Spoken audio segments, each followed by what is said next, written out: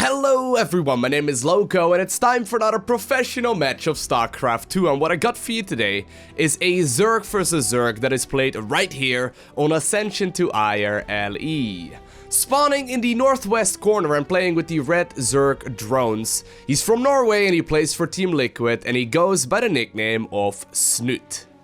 And his opponent spawning in the opposite corner. He's playing with the blue Zerg drones. And he's from Italy. He goes by the name of Reynor.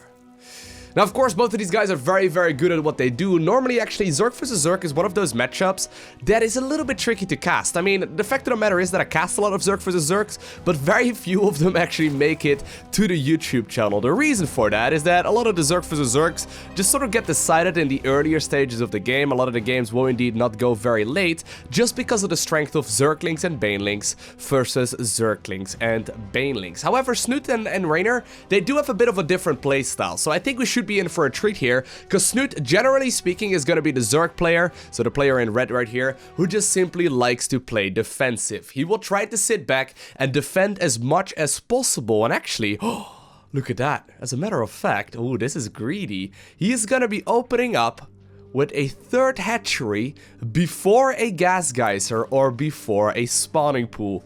Obviously, this is not something you practice on the ladder very much, because, you know, the amount of cheese that you will be going up against is gonna be ludicrous, but if you are indeed playing a game in a tournament, for example, online, or maybe you're just playing at a tournament, you know, offline as well, there's definitely a chance that something like this can completely throw your opponent off guard. So Snute, indeed, going for that 3-hatch before the spawning pool, which he is eventually getting right now. However, what I was about to say is that Reynor, usually in Zerg vs. Zerg, at the very least in the games that I've seen him play, indeed likes to play aggressive, and immediately he throws up the evolution chamber. So this is already going to be a clash of playstyles right now. We are seeing Reynor opening up with a quick spawning pool. He's going to be able to get himself, of course, the 100 gas right here, 40 metabolic boost upgrade, but very shortly, he's also going to be able to start upgrades in this evolution chamber. And actually, judging by the fact that he's currently not even spending the gas, I think he's going to go straight up to 150 and start up +1 carapace. Is that the case? Reynor, make me proud. Make me look like I'm a good caster, please. Oh, he does it. Perfect. So this is gonna be a little bit odd. So we see a 3-hatch before the spawning pool from the player in red. He's gonna have a very late Zergling speed because, of course, he didn't really get himself, he didn't really get himself the gas geyser early on. But at the same time, even though Reynor did indeed go for a expansion on the low ground and then immediately into the gas, he's gonna be getting himself a late link speed as well, just because of the fact that the evolution chamber upgrade is going up here first. As a matter of fact, we don't really see the link speed coming in just yet. He's just about to hit 100 gas once again. Let's see if he starts it up right now. I'm assuming he will. There we go. So that means that right now we see some Zerglings here on the other side of the map. Normally you would expect Zergling speed to finish up relatively soon. However, in this particular instance, Snute is actually going to be finishing up his Zergling speed, even though he went for that 3rd hatchery before the gas. Very cheeky play here already from both of these players, and that's most definitely a mind game here at play. I would not recommend playing either of these strategies that these players are going for right now on the ladder, but it's most definitely very interesting in tournaments, because the fact of the matter is that players like these will be facing off against each other very regularly. Plus, on top of that, of course, they are very well known, or at the very least, they are very familiar with each other's playstyles. Now, I'm assuming here that Reynor is likely gonna be a little bit more aggressive. Snute is looking at this right now, though. He knows that there's no 3rd base up just yet. He just finished up Zergling speed before his opponent. He's gonna be able to figure out that something is a little bit wrong. There are 3 queens here near the front. I think he must have already figured out that either it's gonna be a very quick lair from his opponent, or maybe even, yeah, I think he's making that assumption right now, or maybe even like a quick evo as well. Link speed and +1 armor are just about to finish up as well, as you can see right now on the right-hand side of the screen.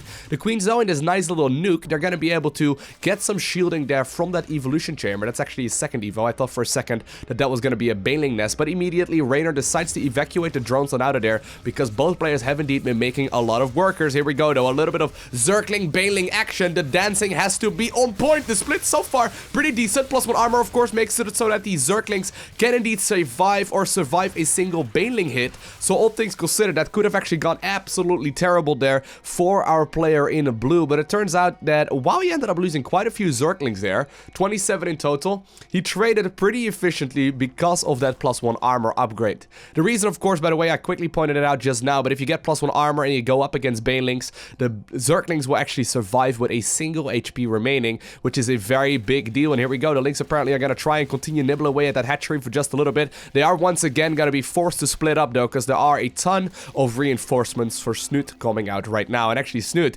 he looks at this situation and he's like, okay, I'm okay. I'm going to be able to defend whatever it is my opponent is going to throw at me. I'm going to produce 10 drones. So at this point, it is 47 Harvesters for Snute versus only 32 here for Reynor. That's a very big difference. That's the difference that can easily make or break a game. Third hatchery right now coming in here as well for Reynor. He's actually running very low on that, and he will be forced to get it cancelled.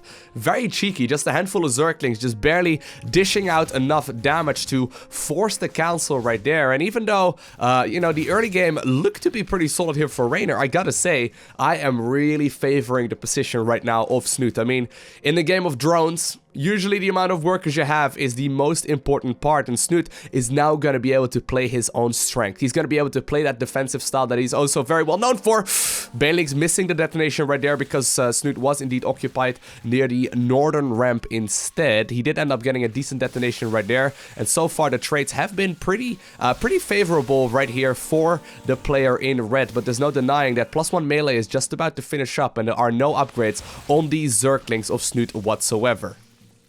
Snute, though, in the meantime, he is indeed getting himself the +1 missile upgrade. He's also got the Roach Warren done, so that does mean that Zerglings are going to be in a little bit of trouble of roaches very shortly. But so far, even though Snute has been behind, once again, when it comes to the upgrade count, he's actually still pushing back the amount of units that his opponent is throwing at him right now, just because of the sheer fact that he's got so many workers. Once again, though, Snute trying to just simply get the value here of those Banelings, and of course the Banelings are a big reason as to why he's still in this match as well, because, you know, they're just simply capable of trading so efficiently, even though the +1 armor might not give him a massive lead. Here we go, though, +1/+1 makes these units so much more powerful. That looked like a trade that Reynor didn't want to take, but +1/+1 does make a massive difference. More queens now coming in here as well for Reynor. He's already anticipating that he may end up losing a couple of them. Defensive Banelings now out as well, though, for the player in blue. He's going to be using those immediately as both players just simply trade.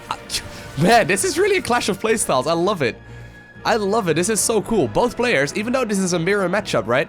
Both players are completely taking different approaches to this right now, and both are, of course, at the top of the line of Grandmaster League. Right, we see a very quick upgrade-based play here for Reynor, whereas we see a very quick expansion play for Snute, where he's going to be able to transition towards roaches much more rapidly. Here we go, though. Still a lot of engagements here with Zerglings and Banelings. With one miss micro, this can be game over here for both of these players. Just one misstep, and of course the Banelings can indeed blow up everything. Good trading so far, though, back and forth by both of these guys. They're really trying to get as much value as they can, and neither of them are really giving that value right now. I mean, these Zerglings are essentially dead. Well, I guess they really did want to die there as well, as they ran into a single one of those Banelings as well. But I feel like while this is going on, right, you got to keep on paying attention to that production tab. This is something that pro gamers do better than, you know, your average Grandmaster level player. Like these two guys right here, they are playing this very well. Actually, oh, massive detonation right there. That actually really hurts. All of a sudden, the worker count has been evened up. But the thing is that a lot of these guys will continuously be sneaking out workers. Hold that thought, though, because Reynor is not done just yet. He's going to continuously try to see if he can grab a couple of these drone kills. But eventually, he does get deflected, as Snute has himself a handful of roaches now. Now, the fourth base does get spotted as well. But while this was all going on, right, Snute was comfortably sitting at 60+ drones. It's so cheeky, but it's really what makes the difference between like your run-of-the-mill Grandmaster and the top-of-the-line pro gamers. They squeeze out so many workers while the engagements are going on. Of course, when you're under a lot of pressure, right, and you're forced to micro Zerglings and Banelings, your gut instinct is to go ahead and start making a ton of units instead, but these guys are continuously sneaking out workers. It's just one or two, sometimes it's like 5 or 6, but it's really only a handful here and there, and it allows them to eventually make that switch towards other units, like for example the Roach, which you normally really can't support off of like say 30 workers, right? If you've got 30 Harvesters, roaches that aren't gonna cut it, but if you get about, you know, 60+, all of a sudden you find yourself in a really strong position. Now, even though we had a bit of, you know, a bit of a clash of playstyles in the earlier parts of this game, both players are now comfortably transitioning towards their mid-game strategies. It looks like we have a bit of a gentleman's agreement, as indeed these Zerglings are going to threaten once again, but neither player is really going to be capable of dealing a lot of damage. Reynor, though, while this is going on, is getting himself that hatchery here at the 4th base location. He's still threatening back and forth here with these leftover Zerglings, but Snute is now once again in his comfort zone. This is not where you want to put Snute if you want to play a game against him, okay? He's very comfortable playing the defensive style, and while this is all going on, right, besides squeezing out drones, he was also squeezing out tech. He's got the lair done, he's got the Hydralisk done, he's also now getting the Lurker Den. Now, Lurker Dens take a very long time to make. It's not gonna be finished for another little while, but he's gonna be shortly able to max out with those units very easily. Likely gonna be focusing on Roach, Hydra, and of course a couple of Lurkers here as well.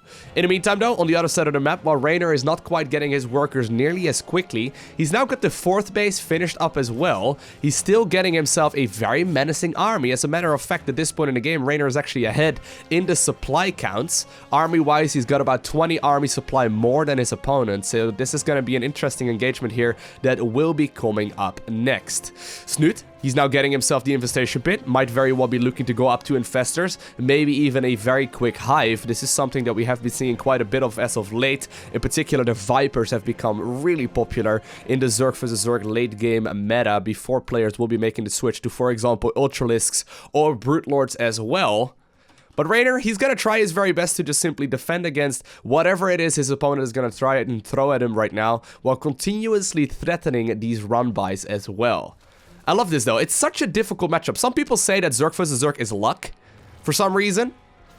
I always feel like that is probably the furthest from the truth. Zerg vs Zerg is like, it's one of the most skillful matchups, right? And the reason why a lot of people feel like it can be luck-based is because of the fact that you can easily lose if you're not paying attention, but the reason for that is that you have to be paying attention, right? It's such a difficult thing to do.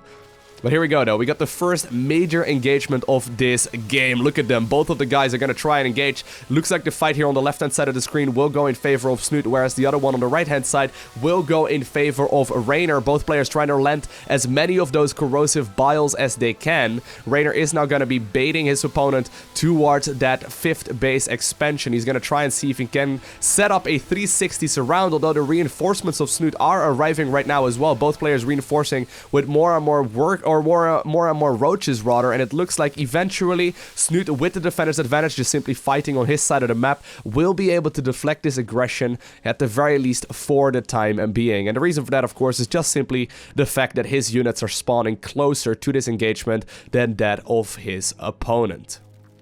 Still, though, looks like Reynor is not done just yet. There's actually now even +3 missile coming up here for Snute. May very well be that he is just simply going up to a hive for that very reason. I haven't seen any kind of Vipers or hive tech upgrades just yet other than the +3, but so far, I gotta say, I'm really impressed with the way that Snute is playing this. I mean, he went for a bit of a cheeky 3-hatch opener, but right now he's going to be able to deflect his opponent's push and then also go immediately for the counterattack, right? This is going to be a very scary engagement once again, although once more, now we see the engagement on the side of the player in blue. That means that Snute doesn't quite want to take that engagement, as he does have the Hydralisks reinforcing this army right now. I'm quite surprised with the fact that he hasn't made any Lurkers yet, even though he's had the Lurker Den for a while. Of course, Lurkers are going to be absolutely incredible, in particular in an army, versus an army rather, that is not based around Ravages anymore. Hydras and Roaches, though, so very good against this primarily Roach-based army of Reynor. Reynor is going to try and rally more and more units in.